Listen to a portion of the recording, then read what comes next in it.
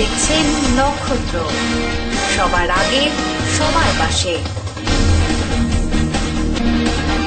রবিবার বামফ্রন্ট প্রার্থীদের হয়ে শিলিগুড়িতে প্রচারে এসে রাজ্যসভার সাংসদ ঋতব্রত বন্দ্যোপাধ্যায় কর্মীদের উদ্দেশ্যে বলেন, শিলিগুড়ির মাটি থেকে শুরু হবে গোটা রাজ্যের বামপন্থীদের ঘুরে দাঁড়ানোর লড়াই। বিগত 5 বছরে পুরো বোর্ড শিলিগুড়ির শহরবাসীর জন্য কি করেছে, সেই অভিজ্ঞতার ভিত্তিতে মানুষ এবার বামপন্থীদের শিলিগুড়ি পুরো বোর্ড করার পক্ষে রায় দেবে। রবিবার বামফ্রন্ট প্রার্থীদের হয়ে শিলিগুড়িতে প্রচারে এসে রাজ্যসভার সাংসদ ঋতব্রত বন্দ্যোপাধ্যায় কর্মীদের উদ্দেশ্যে বলেন, শিলিগুড়ির মাটি থেকে শুরু হবে গোটা রাজ্যের বামপন্থীদের ঘুরে দাঁড়ানোর লড়াই। গত 5 বছরে বিগত পুরবোর্ড শহরবাসীর জন্য কি করেছে তার অভিজ্ঞতার ভিত্তিতে মানুষ এবার বামপন্থীদের শিলিগুড়ি বোর্ড করার পক্ষে রায় দেবেন। শিলিগুড়ির 31 নম্বর ওয়ার্ডের সিপিএম প্রার্থী দীপা বিশ্বাসের সমর্থনে এক পথসভায় যোগ দিয়ে ঋতব্রত বাবু বলেন, কলকাতায় শনিবার যেভাবে ভোট হয়েছে তাতে পরিষ্কার বোঝা যাচ্ছে তৃণমূল কংগ্রেস মানুষের রায়কে ভয় পাচ্ছে। তৃণমূল শুধু পুলিশ নয়, তাদের ঠ্যাঙাড়ে বাহিনীকে দিয়ে যেভাবে বুথে বুথে গিয়ে মানুষের গণতান্ত্রিক রায় প্রদানে বাধা দিয়েছে, তাতে রাজ্যের সর্বত্র এমন ঘটনা ঘটতে পারে বলে বামপন্থীদের আশঙ্কা।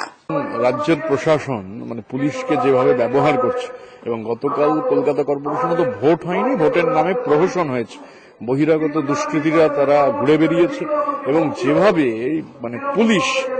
পুলিশ আসলে তো তৃণমূল কংগ্রেসের ঠ্যাঙাড়ে বাহিনীর ভূমিকা পালন করছে, তারা যেভাবে সংবাদ মাধ্যমকে আক্রমণ করেছে, এবং এই পুলিশ সমাজ বিরোধীদের লজিস্টিক সাপোর্ট দিয়েছে। বেসিক্যালি এরা পুলিশ নয়, পুলিশের পোশাকে তৃণমূলের পোশাক গুন্ডা। এদেরকে ব্যবহার করে এই নির্বাচনকে প্রহসনে পরিণত করার কাজ তৃণমূল কংগ্রেস করেছে। এখন তার মধ্যেও মানুষ বহু জায়গায় আক্রান্ত হয়েও মাটি কামড়ে আক্রান্ত হয়েছেন, মার খেয়েছেন এই সন্ত্রাসের আবহে। তা সত্ত্বেও বহু জায়গায় মানুষ মাটি ছাড়েননি। এখন আমরা মনে করি তৃণমূল এরকম যদি মনে করে থাকে যে এইভাবে সন্ত্রাস করে সফল হবে, সেটা আলটিমেটলি হবে না। আক্রমণ যত ধারালো হবে, মানুষের প্রতিরোধও তত শানিত হবে।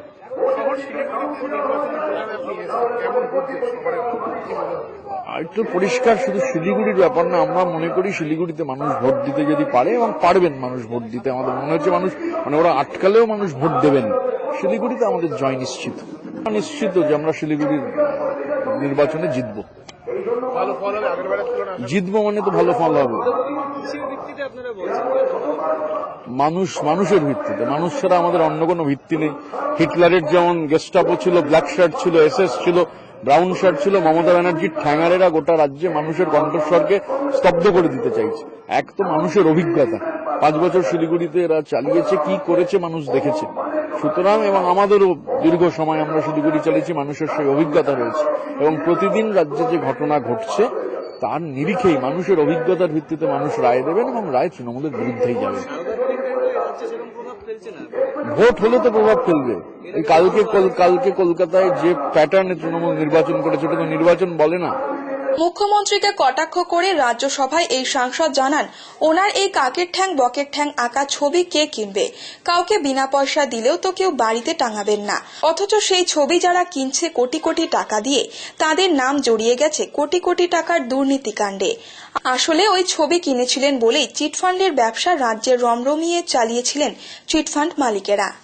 মমতা ব্যানার্জি যে ছবি আঁকেন, ওই কাকের ঠ্যাং বকের ঠ্যাং বিনা পয়সায় দিয়ে দিলে লোকে ঘরে টাঙাবে না। এখন কেন লোকে কোটি কোটি টাকায় কিনছেন? দুর্নীতির বিভিন্ন প্যাটার্ন থাকে, ফর্ম থাকে। সুতরাং ওই 200 কোটি টাকার দুর্নীতি থেকে কোটি টাকায় ছবি বিক্রি হওয়া বা 100 টাকায় শংসাপত্র বিক্রি হওয়া, মানুষ সবকিছুর বিরুদ্ধেই রায় দেবেন। সোমবার শিলিগুড়ি পৌর নিগম নির্বাচনে 12 নম্বর ওয়ার্ডে তৃণমূল কংগ্রেস প্রার্থী নান্টু পাল প্রচার সারলেন। সাথে ছিলেন বাইচুং ভুটিয়া, মহুয়া মৈত্র এবং উত্তরবঙ্গ উন্নয়ন মন্ত্রী গৌতম দেব সহ অন্যান্য দলীয় কর্মীরা। সাম্প্রতিক মাতৃবিয়োগের পরও নান্টু পাল ভোট প্রচার চালাচ্ছেন। তার সাথে প্রচারে ছিলেন গৌতম দেব, বাইচুং ভুটিয়া, মহুয়া মৈত্র সহ দলের নেতারা। এদিন গাড়িতে দাঁড়িয়ে জনগণের কাছে ভোট প্রচার করলেন। যদিও গৌতম দেব পায়ে হেঁটেই দলীয় কর্মী সমর্থকদের নিয়ে নান্টু পালের জন্য প্রচার করেন। এই প্রচার অভিযান চলে 12 নম্বর ওয়ার্ডের প্রতিটি এলাকাতে। সকাল থেকে শুরু হয়ে এই প্রচার চলে দুপুর পর্যন্ত। প্রচারে মন্ত্রী গৌতম দেব, বাইচুং ভুটিয়া ভুটিয়া ও মহুয়া মৈত্রকে দেখে খুশি এলাকার মানুষ। শিলিগুড়ি অবভিয়াসলি আমি চাই কি নতুন শিলিগুড়ির ডেভেলপমেন্ট জন্য নিশ্চয়ই একটা সিঙ্গেল পার্টি লার্জেস্ট জিতার অনেক ইম্পর্টেন্ট। আর আমি মনে হয় কি নিশ্চয়ই তৃণমূল কংগ্রেস পার্টি যেরকম কলকাতার 5 বছরের আগে কি ছিল আর এখন কলকাতা গেলে আপনি চেঞ্জেসগুলো দেখতে পাইন ওখানে city wise greenery development. So I think শিলিগুড়িও নিশ্চয়ই তৃণমূল কংগ্রেস পার্টি এখানে মেজরিটি নেওয়ার অনেক ইম্পর্টেন্ট শিলিগুড়ির জন্য। অ্যান্ড অলসো শিলিগুড়ি একটা জায়গা আছে যে অনেক ডিফারেন্ট কমিউনিটি থাকে এখানে, চাই নেপালি বলুন, বিহারি, মারওয়াড়ি, বেঙ্গলি। তো অনেক ইম্পর্টেন্ট জায়গা আছে শিলিগুড়ি, যে আর টাউনও অনেক ইম্পর্টেন্ট টাউন আছে, বিকজ শিলিগুড়ি ক্যাটার করে অনেক নর্থ ইস্ট থেকে পাহাড়, Darjeeling, Sikkim, all everywise. So শিলিগুড়ির ডেভেলপমেন্ট অনেক দরকার, because and that's the reason why I think আমার CM madam Mamata Banerjee and also Gautam Deb, north Bengal minister, শিলিগুড়িকে নিশ্চয়ই অনেক প্রায়োরিটি আছে ডেভেলপমেন্ট করার জন্য, ইন্ডাস্ট্রিয়াল বেল্ট করার জন্য। সো হোপফুলি নিশ্চয়ই মানুষগুলো এখানে তৃণমূল কংগ্রেসকে সিঙ্গল লার্জেস্ট পার্টি করলে নিশ্চয়ই ডেভেলপমেন্ট অনেক আগে যাবেন। অ্যান্ড নিশ্চয়ই অনেক ভালো ভালো কাউন্সিলর দিয়েছে, নান্টুদা আছে এখান থেকে ওয়ার্ড নাম্বার 12 থেকে, তো অনেক ভালো কাউন্সিলার্স দিয়েছে আর অনেক কাজ করবে। অ্যান্ড কাজ না করে, জিতার পরে কাজ না করলে নেক্সট 5 বছর তো নিশ্চয়ই আপনি চেঞ্জ করতে পারেন। বাট আমি এইটাই, আমার যত কাউন্সিলর আছে এখানে শিলিগুড়িতে, জিতলে আই থিঙ্ক লোকের জন্য কাজ করতে হবে। মানুষের সারাটা তো খুব ভালোই পাচ্ছে। আমরা দেখুন, আমাদের একটা জিনিস মানুষ পরিষ্কার বলছে যে ওরা বিগত সালে দেখেছে যে ভোট যদি একজনের হাতে তুলে না দেয় ওদের কি অসুবিধা হয়। 1.5 বছর ধরে যে একটা প্যারালাইসিস মতো হয়েছে, মানুষ একটা জিনিসই এবার চাইছে যে পৌর নিগম একজনের হাতে তুলে দিতে, তবে যে দৈনন্দিন পরিষেবাটা সেটা ওরা পাবে, তারপর তারা বিচার করবে। তো সেখানে এসে এখন ভোট করার জায়গায় কিন্তু খালি তৃণমূলই আছে, আর কারো একা সংখ্যাগরিষ্ঠতা নিয়ে ভোট করার জায়গা নেই। রবিবার শিলিগুড়ি পুর নির্বাচনের প্রচারে দেখা গেল বিভিন্ন দলের পক্ষ থেকে তাদের নির্বাচিত প্রার্থীদের নিয়ে প্রচার সারতে। তৃণমূল কংগ্রেস থেকে কংগ্রেস, সব দলেরই ছিল ছুটির দিনটিতে প্রচারের কাজের ব্যস্ততা। শিলিগুড়ির 13 নম্বর ওয়ার্ডের কংগ্রেস প্রার্থী প্রশান্ত সিংহল এদিন প্রচারে নামেন। প্রচারে নেতৃত্ব দেন শঙ্কর মালাকার। এছাড়াও প্রচারে উপস্থিত দলীয় নেতা নেত্রী থেকে শুরু করে দলীয় কর্মী সমর্থক বাজনা বাজিয়ে এদিন ওয়ার্ডের বিভিন্ন এলাকায় প্রচার সারেন তারা। এদিন সকাল থেকে শুরু হয় এই প্রচার অভিযান। এই প্রচার অভিযানে দলীয় নেত্রীদের উপস্থিতি ছিল চোখে পড়ার মতো। অন্যদিকে শহরের 13 নম্বর ওয়ার্ডের তৃণমূল প্রার্থী প্রচারে নামলেন মন্ত্রী গৌতম দেব, সাথে ছিলেন বাইচুং ভুটিয়া। প্রচারে নামার আগে মন্ত্রী গৌতম দেব প্রার্থী সহ দলীয় কর্মীদের নিয়ে একটি কর্মী সভা করেন, যেখানে গৌতম দেবের সাথে বাইচুং ভুটিয়া বক্তৃতা দেন। কর্মী সভা শেষে এক ঝাঁক দলীয় নেতা নেত্রী সহ কর্মী সমর্থকদের নিয়ে এলাকার বিভিন্ন ওয়ার্ডে ভোট প্রচারের কাজ সারেন। বিজেপি প্রার্থীদের হয়ে রবিবার কালিয়াগঞ্জে পুরো ভোট প্রচার চালালেন দলের অন্যতম নেতা রিতেশ তিওয়ারি। শহরের 10 নম্বর ওয়ার্ডের প্রার্থী গৌরাঙ্গ দাসের সমর্থনে পদযাত্রায় সামিল ছিলেন রিতেশ তিওয়ারি সহ বিজেপির অন্যান্য জেলা নেতৃত্বরা। রবিবার গৌরাঙ্গ দাসের হয়ে তিনি ভোট প্রচার চালান এলাকায়। 10 নম্বর ওয়ার্ডের পদযাত্রা শেষে রবিবার সন্ধ্যায় শহরের 5 নম্বর ওয়ার্ডের প্রার্থী সত্যেন্দ্রনাথ রায় ও 6 নম্বর ওয়ার্ডের প্রার্থী সুস্মিতা বন্দ্যোপাধ্যায়ের সমর্থনে ধনকৈল মোড়ে একটি পথসভা করেন এবং বক্তব্য রাখেন রিতেশবাবু। সরকার ও রাজ্য নির্বাচন কমিশনকে মুদ্রার এপিট ওপিট বর্ণনা করে কলকাতা পুরভোটে তৃণমূলী সন্ত্রাস নিয়ে সোচ্চার হন এই বিজেপি নেতা।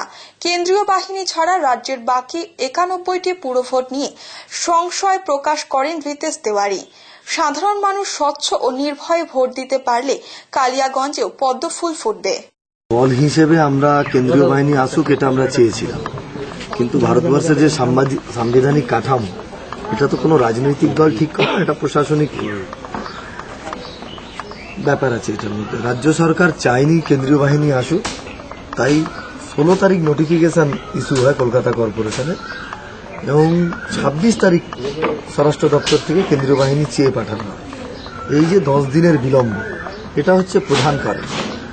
নির্বাচন কমিশন মুখে যেটা বলেছে, খাতায় কলমে কিন্তু সে কথা তিনি বলেননি। তাতে প্রমাণিত হচ্ছে রাজ্য সরকার নির্বাচন কমিশনকে টুলস হিসেবে ব্যবহার করেছে এবং এই নির্বাচনটা সুশান্ত রঞ্জন উপাধ্যায় নয়, এই নির্বাচনটা ববি হাকিম পরিচালনা করে। ফের দিচ্ছি ছোট্ট একটু বিরতি, ফিরে আসছি বিরতির পর, সঙ্গে থাকুন। আপনারা দেখছেন নক্ষত্র, সবার আগে সবার পাশে।